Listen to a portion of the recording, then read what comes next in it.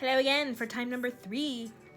We're going to continue on with Matilda. We're going to read chapters 10, 11, and 12. And I will also post the chapters for you guys on Class Dojo and Shobi so you can read along. And I'm also listening to a song called Matilda by Alt J. It's not related to the musical, but it reminds me of the series, or the book. So, just can't get my scarf on today, can I? Let's get straight to it. Chapter 10 is called Throwing the Hammer. The nice thing about Matilda was that if you had met her casually and talked to her, you would have thought she was a perfectly normal 5.5-year-old child. She displayed almost no outward signs of her brilliance, and she never showed off. This is a very sensible and quiet little girl, you would have said to yourself, and unless for some reason you had started a discussion with her about literature or mathematics, you would never have known the extent of her brain power. It was therefore easy for Matilda to make friends with other children. All those in her class liked her. They knew, of course, that she was clever, because they had heard her being questioned by Miss Honey on the first day of term. And they knew also that she was allowed to sit quietly with a book during lessons and not pay attention to the teacher. But children of their age do not search deeply for reasons. They were far too wrapped up in their own small struggles to worry overmuch about what others are doing and why. Among Matilda's newfound friends was the girl called Lavender. Right from the first day of term, the two of them started wandering around together during the morning break and in the lunch hour. Lavender was exceptionally small for her age, a skinny little nymph with deep brown eyes and with dark hair that was cut in a fringe across her forehead. Matilda liked her because she was gutsy and adventurous. She liked Matilda for exactly the same reasons. Before the first week of term was up, awesome tales about the headmistress, Mrs. Trunchbull, began to filter through to the newcomers. Matilda and Lavender, standing in a corner of the playground during morning break on the third day, were approached by a rugged 10-year-old with a boil on her nose called Hortensia. "New scum, I suppose," Hortensia said to them, looking down from her great height. She was eating from an extra-large bag of potato crisps and digging the stuff out in handfuls. "Welcome to Borstal," she added, spraying bits of crisp out of her mouth like snowflakes. The two tiny ones, confronted by this giant, kept watchful silence.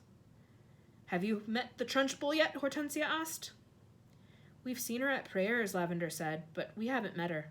"You've got a treat coming to you," Hortensia said. "She hates very small children. She therefore loathes the bottom class and everyone in it. She thinks 5-year-olds are grubs that haven't yet hatched out." In went another handful of crisps, and she spoke again, outsprayed the crumbs.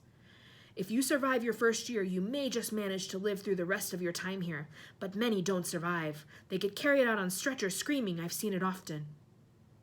Hortensia paused to observe the effect these remarks were having on the two titchy ones. Not very much.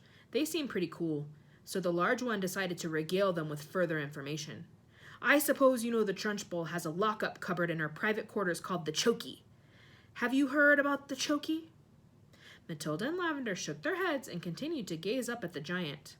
Being very small, they were inclined to mistrust any creature that was larger than they were, especially senior girls.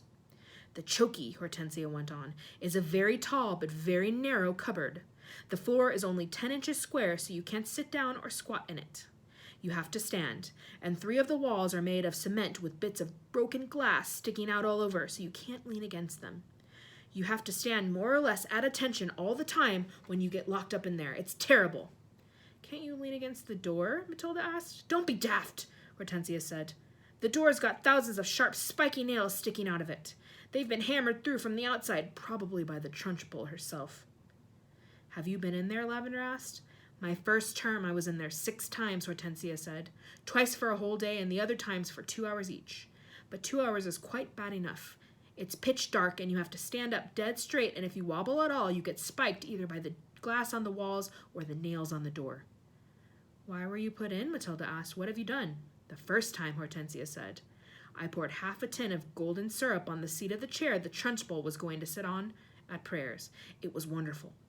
When she lowered herself into the chair, there was a loud squelching noise similar to that made by a hippopotamus when lowering its foot into the mud on the banks of the Limpopo River. But you're too small and stupid to have read just so stories, aren't you?" "I've read them," Matilda said. "You're a liar," Hortensia said amiably. "You can't even read yet, but no matter." So when the Trunchbull sat on the golden syrup, the squelch was beautiful. And when she jumped up again, the chair sort of stuck to the seat of those awful green breeches she wears and came up with her for a few seconds, until the thick syrup slowly came unstuck. Then she clasped her hands to the seat of her breeches, and both hands got covered in the muck. You should have heard her bellow. But how did she know it was you? Lavender asked. A little squirt called Ollie Bogwhistle sneaked on me, Hortensia said. I knocked his front teeth out. And the Trunchbull put you in the chokey for a whole day? Matilda asked, gulping. All day long, Hortensia said. I was off my rocker when she let me out. I was babbling like an idiot. What were the other things you did to get put in the chokey? Lavender asked. Oh, I can't remember them all now, Hortensia said. She spoke with the air of an old warrior who has been in so many battles that bravery has become commonplace. It's all so long ago, she added, stuffing more crisps into her mouth. Ah, yes, I can remember one. Here's what happened. I chose a time when I knew the Trunchbull was out of the way, teaching the sixth formers, and I put up my hand and asked to go to the bogs. But instead of going there, I sneaked into the Trunchbull's room, and after a speedy search, I found the drawer where she kept all her gym knickers. Go on, Matilda said, spellbound. What happened next? I had sent away by post, you see, for this very powerful itching powder, Hortensia said. It cost 50 pence a packet and was called the Skin Scorcher. The label said it was made from the powdered teeth of deadly snakes, and it was guaranteed to raise welts the size of walnuts on your skin. So I sprinkled the stuff inside every pair of knickers in the drawer and then folded them all up again carefully. Hortensia paused to cram more crisps into her mouth. Did it work? Lavender asked. Well, said Hortensia. A few days later, during prayers, the Trunchbull suddenly started scratching herself like mad down below. Aha, I said to myself, here we go. She's changed for Jim already. It was pretty wonderful to be sitting there watching it all and knowing that I was the only person in the whole school who realized exactly what was going on inside the Trunchbull's pants. And I felt safe too. I knew I couldn't be caught. Then the scratching got worse. She couldn't stop. She must have thought she had a wasp's nest down there, and then, right in the middle of the Lord's Prayer, she leapt up and grabbed her bottom and rushed out of the room. Both Matilda and Lavender were enthralled. It was quite clear to them that they were at this moment standing in the presence of a master. Here was somebody who had brought the art of skullduggery to the highest point of perfection. Somebody, moreover, who was willing to risk life and limb in pursuit of her calling. They gazed in wonder at this goddess, and suddenly even the boil on her nose was no longer a blemish, but a badge of courage. But how did she catch you that time? Lavender asked, breathless with wonder. She didn't, Hortensia said. But I got a day in the chokey just the same. Why? They both asked. The Trunchbull, Hortensia said, has a nasty habit of guessing. When she didn't know who the culprit is, she makes a guess at it, and the trouble is, she's often right. I was the prime suspect this time because of the golden syrup job, and although I knew she didn't have any proof, nothing I said made any difference. I kept shouting, How could I have done it, Miss Trunchbull? I didn't even know you kept any spare knickers at school. I don't even know what itching powder is. I've never even heard of it. But the lying didn't help me in spite of the great performance I put on. The Trunchbull simply grabbed me by one ear and rushed me to the chokey at the double and threw me inside and locked the door. That was my second all-day stretch. It was absolute torture. I was spiked and cut all over when I came out. It's like a war, Matilda said, overawed. You're darn right it's like a war, Hortensia cried.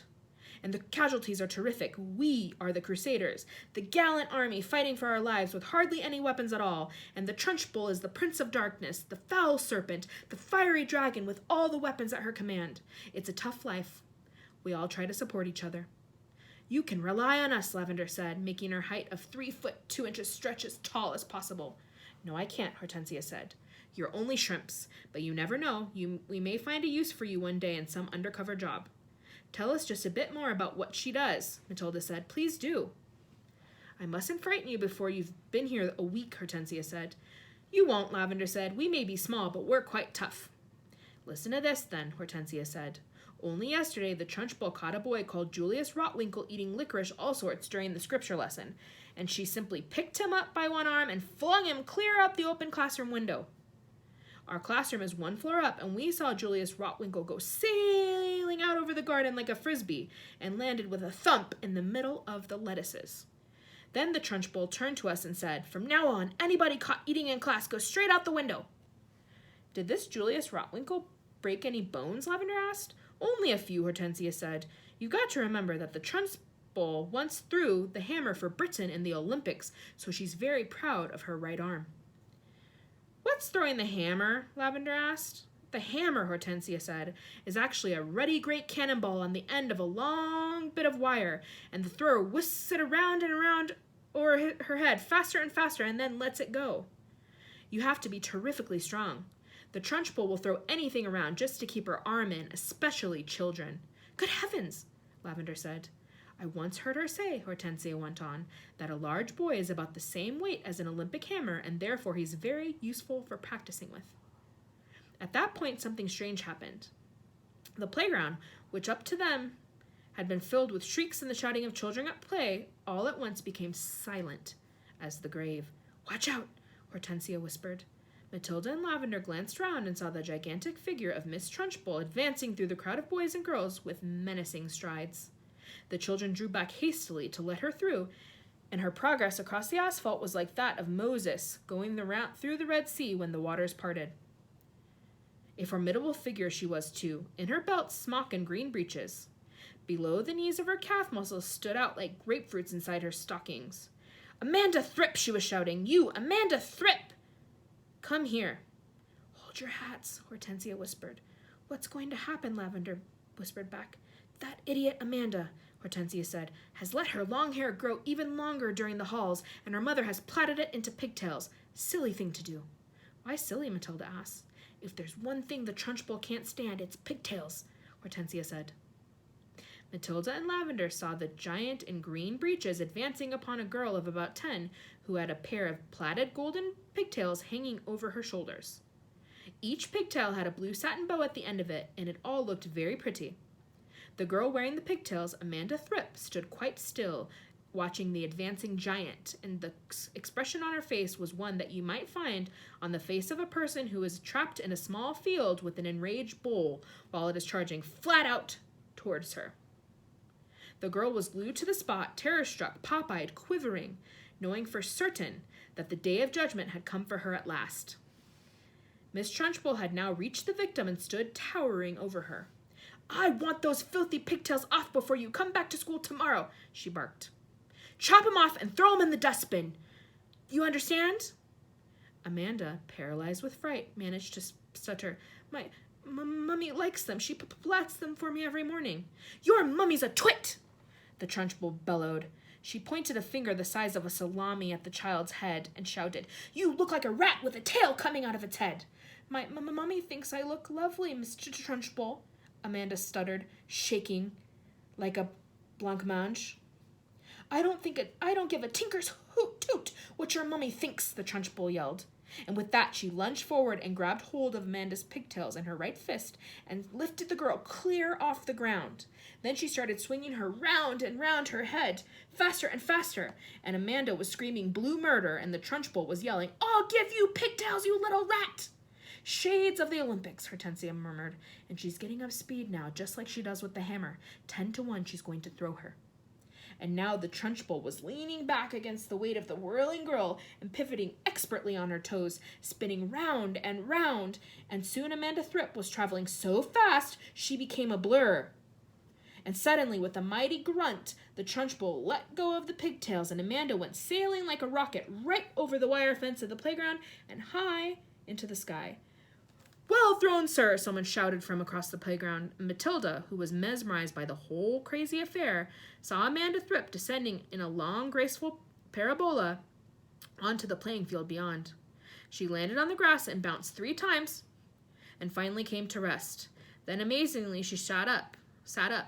She looked a trifle dazed, and who could blame her, but after a minute or so, she was on her feet again and tottering back towards the playground. The Trunchbull stood in the playground, dusting off her hands. Not bad, she said, considering I'm not in strict training. Not bad at all. Then she strode away. She's mad, Hortensia said. But don't the parents complain? Matilda asked. Would yours? Hortensia asked. I know mine wouldn't. She treats the mothers and fathers just the same as the children, and they're all scared to death of her. I'll be seeing you sometime, you two. And with that, she sauntered away. Chapter 11. Bruce Bogtrotter and the Cake. How can she get away with it? Lavender said to Matilda. Surely the children go home and tell their mothers and fathers. I know my father would raise a terrific stink if I told them the headmistress had grabbed me by the hair and slung me over the playground fence. No, he wouldn't, Matilda said, and I'll tell you why. He simply wouldn't believe you. Of course he would. He wouldn't, Matilda said, and the reason is obvious. Your story would sound too ridiculous to be believed, and that is the Trunchbull's great secret. What is? Lavender asked. Matilda said, never do anything by halves if you want to get away with it. Be outrageous. Go the whole hog. Make sure everything you do is so completely crazy it's unbelievable. No parent is going to believe this pigtail story, not in a million years. Mine wouldn't. They'd call me a liar. In that case, Lavender said, Amanda's mother isn't going to cut her pigtails off. No, she isn't, Matilda said. Amanda will do it herself. You see if she doesn't. Do you think she's mad? Lavender asked. Who? The Trunchbull?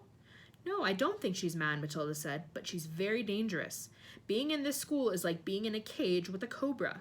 You have to be very fast on your feet. They got another example of how dangerous the headmistress could be on the very next day. During lunch, an announcement was made that the whole school should go into the assembly hall and be seated as soon as the meal was over. When all of the 250 or so boys and girls were settled down in assembly, the Trunchbull marched on to the platform.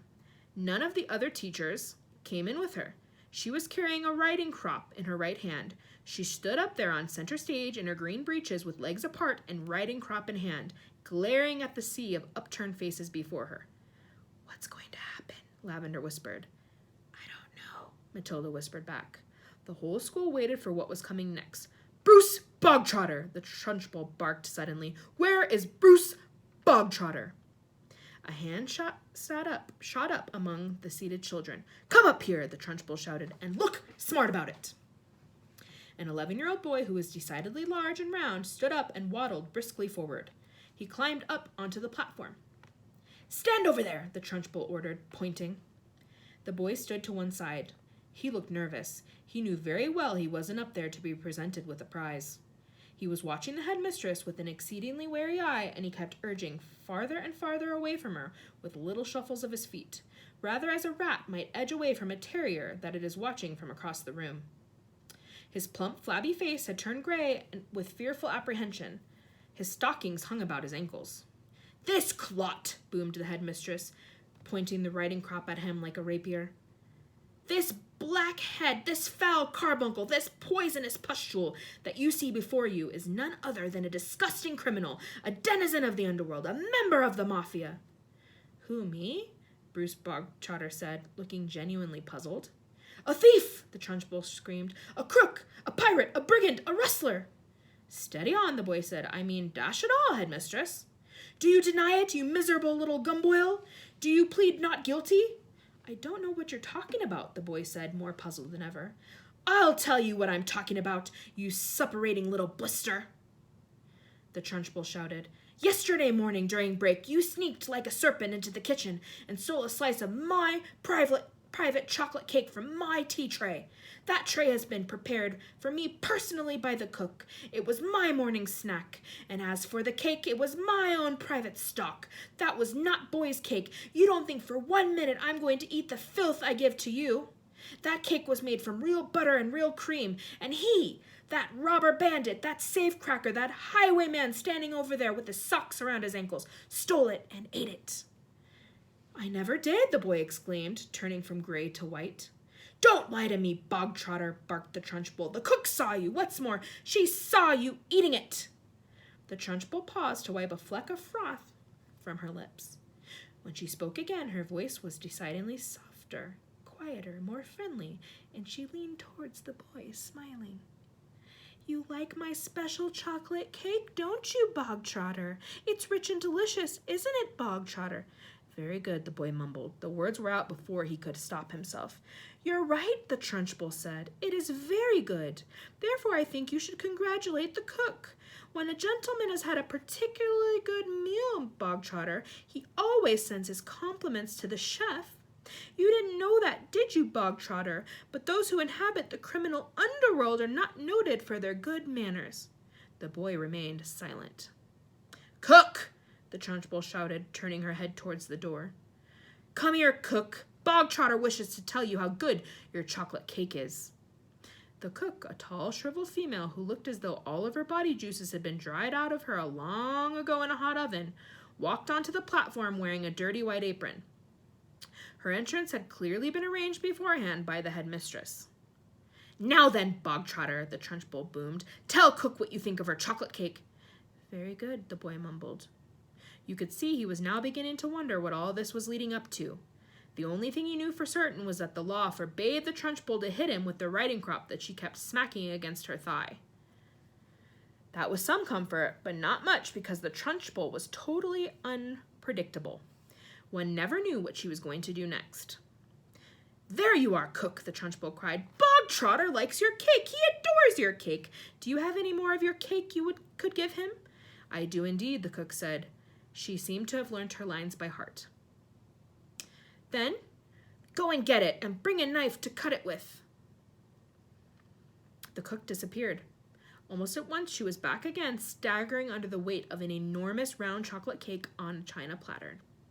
The cake was fully 18 inches in diameter, and it was covered with dark brown chocolate icing. "Put it on the table," the Trunchbull said. There was a small table center stage with a chair behind it. The cook placed the cake carefully on the table. "Sit down, Bogtrotter," the Trunchbull said. "Sit there." The boy moved cautiously to the table and sat down. He stared at the gigantic cake. "There you are, Bogtrotter," the Trunchbull said, and once again her voice became soft, persuasive, even gentle. "It's all for you, every bit of it, as you enjoyed that slice you had yesterday so very much. I ordered cook to bake you an extra large one all for yourself." "Well, thank you," the boy said, totally bemused. "Thank cook, not me," the Trunchbull said. "Thank you, cook," the boy said. The cook stood there like a shriveled bootlace, tight-lipped, implacable, disapproving. She looked as though her mouth was full of lemon juice. "Come on, then," the Trunchbull said. "Why don't you cut yourself a nice thick slice and try it?" "What, now?" the boy said, cautious. He knew there was a catch in this somewhere, but he wasn't sure where. "Can't I take it home instead?" he said. "That would be impolite," the Trunchbull said with a crafty grin. "You must show Cookie here how grateful you are for the trouble she's taken." The boy didn't move. "Go on, get on with it," the Trunchbull said. "Cut a slice and taste it. We haven't got all day." The boy picked up the knife and was about to cut into the cake when he stopped. He stared at the cake, then he looked up at the Trunchbull, then at the tall, stringy cook with her lemon juice mouth. All the children in the hall were watching tensely, waiting for something to happen. They felt certain it must. The Trunchbull was not a person who would give someone a whole chocolate cake just to eat out of kindness. Many were guessing that it had been filled with pepper or castor oil or some other foul-tasting substance that would make the boy violently sick. It might even be arsenic, and he would be dead in 10 seconds flat. Or perhaps it was a booby-trapped cake, and the whole thing would blow up the moment it was cut, taking Bruce Bogtrotter with it. No one in the school put it past the Trunchbull to do any of these things. "I don't want to eat it," the boy said. "Taste it, you little brat," the Trunchbull said. "You're insulting the cook." Very gingerly, the boy began to cut a thin slice of the vast cake. Then he levered the slice out. Then he put down the knife and took the sticky thing in his fingers and started to slowly eat it. "It's good, isn't it?" the Trunchbull asked. "Very good," the boy said, chewing and swallowing. He finished the slice. "Have another," the Trunchbull said. "That's enough, thank you," the boy murmured. "I said, have another," the Trunchbull said, and now there was an altogether sharper edge to her voice. "Eat another slice. Do as you are told." "I don't want another slice," the boy said. Suddenly the Trunchbull exploded. "Eat!" she shouted, banging her thigh with the riding crop. "If I tell you to eat, you will eat. You wanted cake, you stole cake, and now you've got cake. What's more, you're going to eat it. You do not leave this platform, and nobody leaves this hall until you have eaten the entire cake that is sitting there in front of you. Do I make myself clear, Bogtrotter? Do you get my meaning?" The boy looked at the Trunchbull. Then he looked down at the enormous cake. "Eat, eat, eat!" the Trunchbull was yelling. Very slowly, the boy cut himself another slice and began to eat it. Matilda was fascinated. "Do you think he can do it?" she whispered to Lavender. "No," Lavender whispered back. "It's impossible. He'd be sick before he was halfway through." The boy kept going. When he had finished the second slice, he looked at Trunchbull, hesitating. Eat, she shouted. Greedy little thieves who like to eat cake must have cake. Eat faster, boy, eat faster. We don't want to be here all day, and don't stop like you're doing now. Next time you stop before it's finished, you'll go straight into the chokey, and I shall lock the door and throw the key down the well. The boy cut a third slice and started to eat it. He finished this one quicker than the other two, and when that was done, he immediately picked up the knife and cut the next slice. In some peculiar way, he seemed to be getting into his stride. Matilda, watching closely, saw no signs of distress in the boy yet. If anything, he seemed to be gathering confidence as he went along. He's doing well, she whispered to Lavender. He'll be sick soon, Lavender whispered back. It's going to be horrid. When Bruce Bogtrotter had eaten his way through half of the entire enormous cake, he paused for just a couple of seconds and took several deep breaths. The Trunchbull stood with hands on hips, glaring at him. Get on with it, she shouted. Eat it up! Suddenly, the boy let out a gigantic belch, which rolled around the assembly hall like thunder. Many of the audience began to giggle. Silence! Shouted the Trunchbull. The boy cut himself another thick slice and started eating it fast. There were still no signs of flagging or giving up. He certainly did not look as though he was about to stop and cry out, I can't eat any more, I'm going to be sick. He was still in the running. And now a subtle change was coming over the 250 children in the audience. Earlier on, they had sensed impending disaster. They had prepared themselves for an unpleasant scene in which the wretched boy, stuffed to the gills with chocolate cake, would have to surrender and beg for mercy, and then they would have watched the triumphant Trunchbull forcing more and more still of the cake into the mouth of the gasping boy. Not a bit of it. Bruce Bogtrotter was 3/4 away through and still going strong. One sensed that he was almost beginning to enjoy himself. He had a mountain to climb, and he was jolly well going to reach the top or die in the attempt. What is more, he had now become very conscious of his audience and of how they were all silently rooting for him. This was nothing less than a battle between him and the mighty Trunchbull. Suddenly, someone shouted, Come on, Brucey, you can make it! The Trunchbull wheeled around and yelled, Silence! The audience watched intently. They were thoroughly caught up in the contest. They were longing to start cheering, but they didn't dare. I think he's going to make it, Matilda whispered. I think so too, Lavender whispered back. I wouldn't have believed anyone in the world could eat the whole of a cake that size. The Trunchbull doesn't believe it either, Matilda whispered. Look at her. She's turning redder and redder. She's going to kill him if he wins. The boy was slowing down now.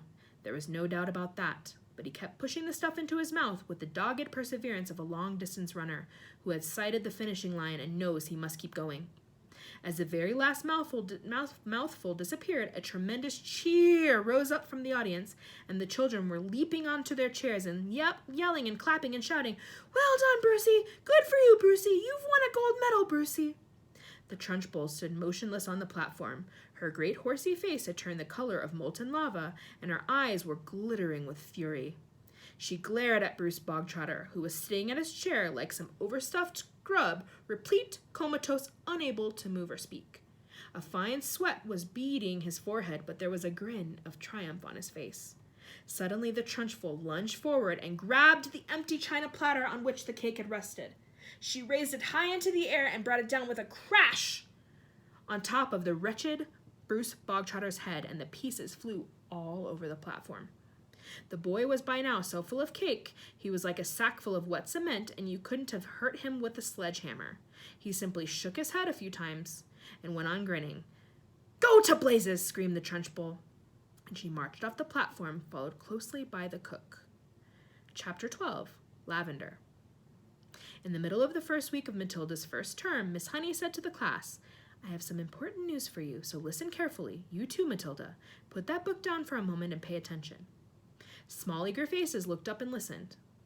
It is the headmistress's custom, Miss Honey went on, to take over the class for one period each week. She does this with every class in the school, and each class has a fixed day and a fixed time. Ours is always 2 o'clock on Thursday afternoons, immediately after lunch. So tomorrow at 2 o'clock, Miss Trunchbull will be taking over for me for one lesson. I shall be here as well, of course, but only as a silent witness. Is that understood? Yes, Miss Honey, they chirruped. A word of warning to you all, Miss Honey said. The headmistress is very strict about everything. Make sure your clothes are clean, your faces are clean, and your hands are clean.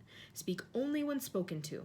When she asks you a question, stand up at once before you answer it. Never argue with her, never answer back, never try to be funny. If you do, you will make her angry, and when the headmistress gets angry, you had better watch out." "You can say that again," Lavender murmured.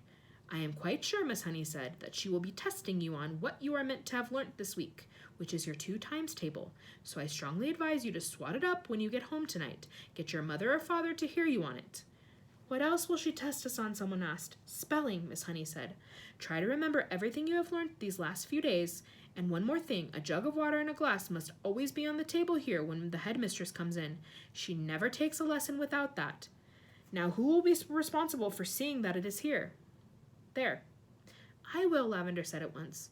"Very well, Lavender," Miss Honey said. "It will be your job to go to the kitchen and get the jug and fill it with water and put it on the table here with a clean, empty glass just before the lesson starts." "What if the jug's not in the kitchen?" Lavender asked. "There are a dozen headmistresses' jugs and glasses in the kitchen," Miss Honey said. "They are used all over the school." "I won't forget," Lavender said. "I promise I won't."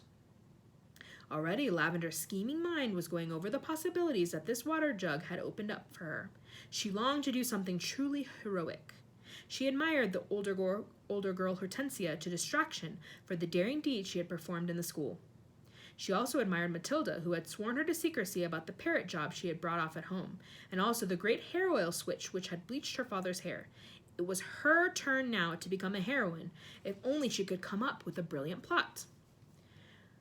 On the way home from school that afternoon, she began to mull over the various possibilities, and when at last the germ of a brilliant idea hit her, she began to expand on it and lay her plans with the same kind of care the Duke of Wellington had done before the Battle of Waterloo. Admittedly, the enemy on this occasion was not Napoleon, but you would never have got anyone at Crunchem Hall to admit that the headmistress was a less formidable foe than the famous Frenchman. Great skill would have to be exercised, Lavender told herself, and great secrecy observed if she was to come out of this exploit alive. There was a muddy pond at the bottom of Lavender's garden, and this was the home of a colony of newts. The newt, although fairly common in English ponds, is not often seen by ordinary people because it is a shy and murky creature. It is an incredibly ugly, gruesome-looking animal, rather like a baby crocodile but with a shorter head. It is quite harmless but doesn't look it. It is about 6 inches long and very slimy, with a greenish-gray skin on top and an orange-colored belly underneath. It is in fact an amphibian, which can live in or out of water. That evening, Lavender went to the bottom of the garden, determined to catch a newt. They are swiftly moving animals and not easy to get hold of. She lay on the bank for a long time, waiting patiently until she spotted a whopper. Then, using her school hat as a net, she swooped and caught it. She had lined her pencil box with pondweed, ready to receive the creature, but she discovered that it was not easy to get the newt out of the hat and into the pencil box. It wriggled and squirmed like quicksilver, and apart from that, the box was only just long enough to take it. When she did get it in at last, she had to be careful not to trap its tail in the lid when she slid it closed. A boy next door called Rupert Entwistle had told her that if you chopped off a newt's tail, the tail stayed alive and grew into another newt 10 times bigger than the first one. It could be the size of an alligator. Lavender didn't quite believe that, but she was not prepared to risk it happening. Eventually, she managed to slide the lid of the pencil box right home, and the newt was hers. Then, on second thoughts, she opened the lid, just the tiniest fraction so the creature could breathe. The next day, she carried her secret weapon to school in her satchel. She was tingling with excitement. She was longing to tell Matilda about her plan of battle. In fact, she wanted to tell the whole class, but she finally decided to tell nobody. It was better that way because then no one, even when put under the most severe torture, would be able to name her as the culprit. Lunchtime came. Today was sausages and baked beans, Lavender's favorite. But she couldn't eat it. "Are you feeling all right, Lavender?" Miss Honey asked from the head of the table. "I had such a huge breakfast," Lavender said. "I really couldn't eat a thing." Immediately after lunch, she dashed off to the kitchen and found one of the Trunchbull's famous jugs. It was a large, bulging thing made of blue glazed pottery. Lavender filled it half full of water and carried it, together with the glass, into the classroom and set it on the teacher's table. The classroom was still empty. Quick as a flash, Lavender got her pencil box from her satchel and slid open the lid just a tiny bit. The newt was lying quite still. With great care, she held the box over the neck of the jug and pulled the lid fully open and tipped the newt in. There was a plop as it landed in the water. Then it thrashed around wildly for a few seconds before settling down. And now, to make the newt feel more at home, Lavender decided to give it all the pondweed from the pencil box as well. The deed was done. All was ready. Lavender put her pencils back into the rather damp pencil box and returned it to its correct place on her own desk. Then she went out and joined the others in the playground until it was time for the lesson to begin. That was the end of chapter 12. So, little Miss Lavender has put a newt into the water jug of Miss Trunchbull. What do you think is going to happen? What do you think of Miss Trunchbull throwing kids over garden fences by their hair and putting them in the chokey? Some of you might remember me threatening to put you in the chokey. Now you know what the chokey is. Do I have a chokey? Tell me about my chokey. Do I have one? All right, guys, it is getting late, so I will see you later. Have a good evening. Have a good Ramadan. Tomorrow is Ramadan 14, I think, right? We're almost halfway done. So inshallah, it will be easy for you and a very rewarding time. Say hello to your moms and dads. Assalamu alaikum.